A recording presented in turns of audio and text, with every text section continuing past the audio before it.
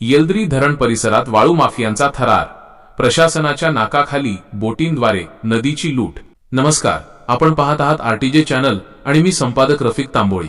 एकीकडे जलसंधारणाच्या गप्पा मारल्या जात असताना दुसरीकडे परभणी हिंगोली जिल्ह्याच्या सीमेवर येलदरी धरण परिसरात निसर्गाचा गळा घोटला जातोय। पहा आमचा हा विशेष रिपोर्ट। येलदरी धरण परिसरातून वाहणाऱ्या पूर्णा नदीच्या पात्रात सध्या बेकायदेशीर वाळू उपशाने अक्षरशः कहर केला आहे।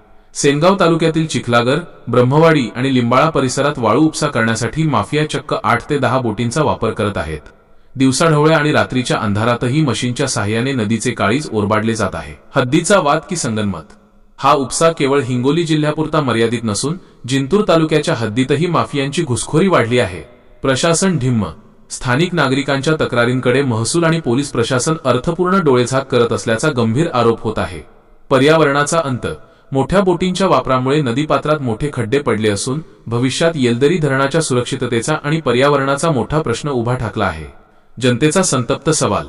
पर्यावरण विभागाकडे तक्रारींचे ढीग साचले आहेत, मग कारवाईची फाईल नेमकी अडकली कुठे, असा सवाल आता स्थानिक नागरिक विचारत आहेत। जर तातडीने हा बेकायदेशीर उपसा थांबला नाही तर परिसरातील नागरिक रस्त्यावर उतरण्याच्या तयारीत आहेत।